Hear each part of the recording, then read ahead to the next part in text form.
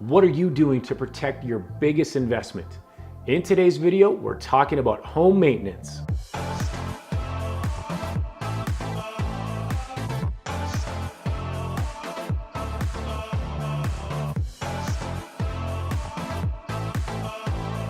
Welcome back, everyone. My name is Jason Smylski, and I'm a licensed realtor in Calgary, Alberta. If you're new to Smylski Realty, you'll find valuable real estate related information, and I also post videos with great local Calgary content like fun events and unique businesses. Calgary is one heck of an awesome city, and I want to share all of it with you. So feel free to subscribe, and let's get into today's video. If you're a new homeowner or thinking about buying a home, you're really going to want to check this video out. I mean, like really. One of the topics we don't talk about too much about owning a home is a maintenance schedule or a maintenance checklist. It's not the most glamorous topic, but if you want to keep your home running smooth and avoid a massive bill for repairs, you should keep these things in mind and plan accordingly. A lot on this list is pretty standard practice, but I'll also be including a few realtor hacks that I've learned over my years in the industry, so stick around for that. I'll be going over a bit about each one of these topics to let you know what the maintenance schedule looks like and what the expected lifespan is. We're going to start off with one of the easiest yet most forgotten. How often do I change my furnace filter? You know what? You should change it every 3 months. Now, that being said, it all depends if you have pets or if you have anyone in the house with allergies or asthma. Then it should be changed about 2 months. This is an easy change, and not only will it help with better air quality in your home, but it will also help improve the efficiency and lifespan of your furnace. And talking about the furnace, the second maintenance item on the list today is, how often should I get the furnace serviced? Most plumbing and HVAC companies recommend that you should have your furnace cleaned and serviced every year. It never hurts to get your ducts cleaned out, and the technician will come and inspect your thermocoupler, fan, ignition system, and thermostat. As far as the lifespan of a furnace, you know what? I've seen ones out there 40, 50 years, but the average life expectancy of a furnace is 20 to 30 years. And it's not just about how long your furnace will last for. An important factor is how efficiently it runs and how much it costs to heat your home. Your furnace is one of the single most expensive items in your home. Take care of it, and it will take care of you. On to the next one. How often should I clean out my eaves troughs or gutters? I clean mine out every spring as part of my spring cleanup. I bought one of those hose attachment that looks like the little candy cane thing. You know, you just put it on the end of the hose and you can clean it out yourself. Now, if you live in a community that you have a lot of large trees around, you should probably be doing this at least twice a year. And if you're not in a community with a lot of trees, you can still get the asphalt from your shingles that might clog up the gutters. Sometimes the dirty gutters and the weight of the water building up can create stress in the eaves troughs. This can result in them breaking, or even worse, water can spill and start to run down your house into the ground along the foundation, creating damage to your home. A compromised foundation and water in the basement is a huge headache. Having properly working downspouts is essential to keeping water away from your foundation. All right, moving on. How long does my hot water tank last for? Well, that depends on what type of hot water system you have in your home. There are tankless water heaters, and there are the traditional hot water tank systems. The traditional systems are the big old round cylinders, and they typically last 8 to 12 years. The thing that puts these bad boys out to pasture is corrosion as a result of electrolysis. Particles settle in the tank and they eventually destroy the lining. If your tank is leaking, it can mean a few things. Sometimes there's valves and fittings, and sometimes the tank itself could be cracked. If you have a tankless system, aka a hot water on demand system, these can last 20 years and above. As far as maintenance for hot water tanks go, they're pretty much low maintenance or maintenance free. But the thing that you should really be aware of is how old your tank is and when to plan for its demise. Here is one of my first realtor tips.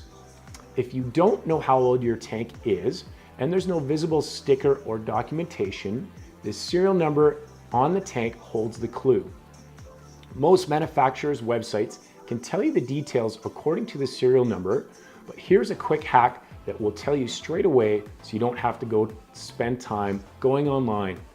The beginning of the serial number will generally start off with a letter, followed by a number. A equals January, B equals February, C equals March, and so on. Then there'll be a number which corresponds to the year. A serial number that starts with D11 means that it was made in April 2011. Next on the home maintenance list, what is the expected lifespan of my roof? In Canada, we have a few different types of roofing materials, and the most common are asphalt shingles. There are wood shingles, aka shakes, and there are also roof tiles that can be made of clay or concrete. Each one of these materials comes with a specific cost and a lifespan and a targeted use. More than 70% of roofs in Canada are covered in asphalt shingles, and you can expect to get 15 to 20 years out of a properly done roof. Shakes can last upwards of 25 to 30 years, and it's crazy, but metal roofing can last about 50 to 100 years. And finally, roof tiles are slated to last over 50 years. So as far as maintenance schedule, you should pop up onto your roof or have someone come over and inspect it once a year after any severe weather conditions. In Alberta, we can get some crazy wind and hailstorms, so be mindful of those events. The sun is also one of the biggest culprits when it comes to shortening the lifespan of your roof. Even a visual inspection from the ground can tell you it might be time to repair or replace your roof. If you've never thought about insulation in your attic, now might be a good time. Chances are the attic could use a top-up. If you have temperature variances in your rooms or are noticing ice buildups on your shingles or on your eaves troughs, this could be a sign of poor insulation in your attic. Why don't you have someone come over and take a look at your attic that is knowledgeable with insulation, and they might be able to see how much insulation is needed. If you're a handy person, you can rent the equipment from Home Depot and do it yourself. A top-up of spray-in insulation is a great way to top up your R value. Another home maintenance item is staying on top of drafty windows and doors. The average lifespan of a household's single or double pane window is about 15 to 20 years. Now, I do have to say that the original windows can still be seen in many houses out there, and aesthetically, they do look the part. However, their R rating and if they actually function is another story.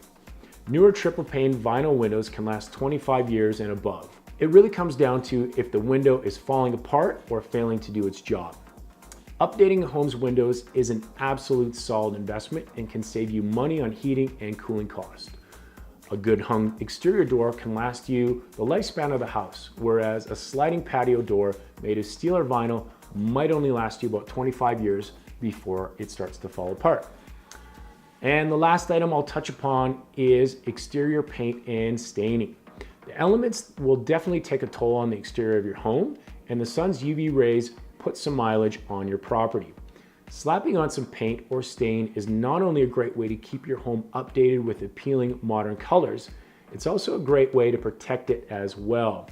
Any wood finishes around the outside of your home, like window frames and your deck, could definitely be slated for a redo roughly around every 7 to 10 years.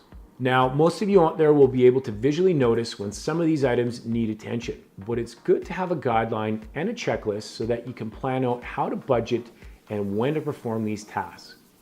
I really encourage you to take the time to stay on top of these things, and when done correctly and in a timely manner, you'll get more enjoyment out of your home.